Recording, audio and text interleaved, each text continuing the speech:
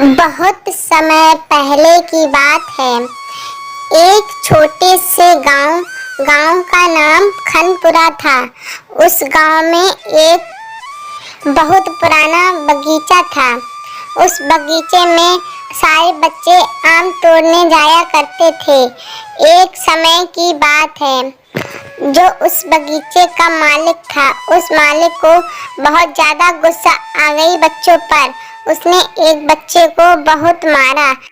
वो बच्चा एक राधा नाम की लड़की थी। उस राधा नाम की लड़की को बगीचे वाले ने बहुत मारा और उसे मार ही डाला। उसको मारकर उस पेड़ के नीचे ही दफना दिया। सारे बच्चे अपने अपने घर पहुंच गए। बच्चों की माँ ने पूछा, अरे बेटा, मेरी लड़की नहीं आई है क्या? और वो बच्चे बोले, माँ, उसको तो बगीचे वाले ने मार दिया है।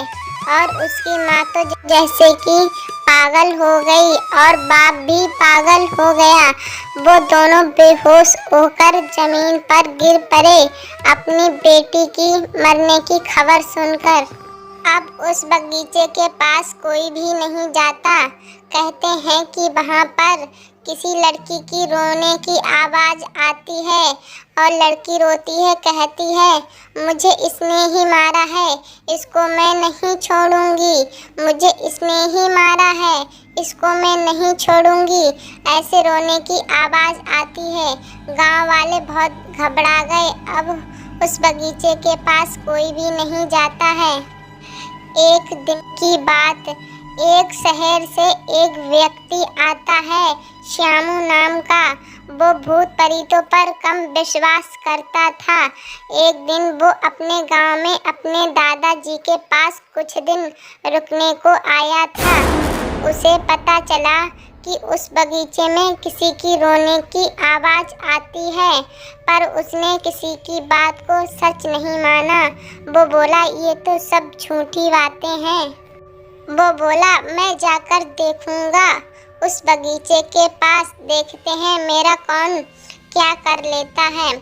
गांव वालों ने बहुत मना किया, पर श्यामू अपनी जिद पे अड़ा रहा। उसने किसी की बात नहीं मानी। कहते हैं उस बगीचे में अमावस्या की रात बहुत ही ज़्यादा शोर होता है। सभी गांव वाले आपस में बात करते हैं और कहते हैं, जब तक राधा को न्याय नहीं मिलेगा तब तक राधा शांत से नहीं बैठेगी और बगीचा वाले को तो ज़रूर ही मारेगी। अब वो बगीचा मालिक चाहता ही नहीं है। राधा उस बगीचे में उस मालिक का इंतजार करती रहती है। अब वो बहुत ही भयंकर चुड़ैल बन चुकी थी। एक दिन कुछ बच्चे उस बाग के पास गए थे तो देखा, भयानक सफ़ेद साड़ी में वो वहीं पर खड़ी हुई थी। लाल आंखें, बाल बिखरे हुए और उसके पैरों की दिशा उल्टी थी। बच्चे चीखकर भागने लगे थे, बचाओ बचाओ, वहाँ पर चुड़ैल है। बच्चे भागते भागते गांव आए और गांव में उन्हें सबसे पहले श्यामू दिखा और श्यामू से कहा, श्यामू भाई, आप नहीं जाना वहाँ पर तो वो राधा चुड़ैल बन चुकी है।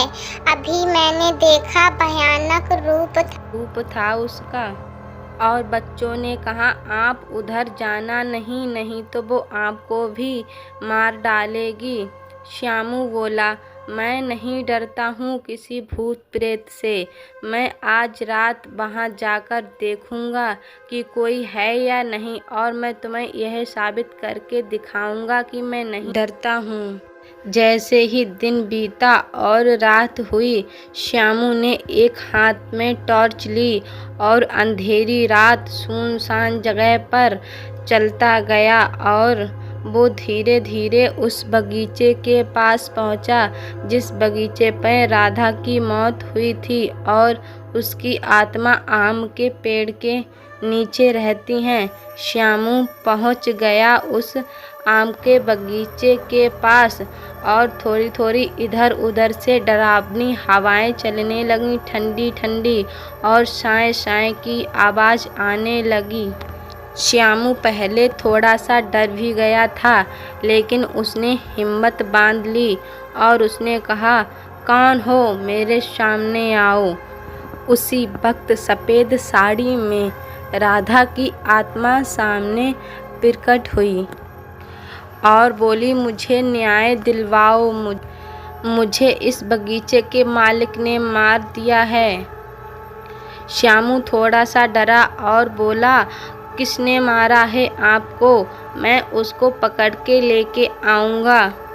मुझे इस बगीचे के मालिक ने मारा है। श्यामू बोला, आप चिंता नहीं करो, मैं उसको लेके आऊँगा और आप जो भी सज़ा देना चाहती हो आप उसे वो सज़ा देना।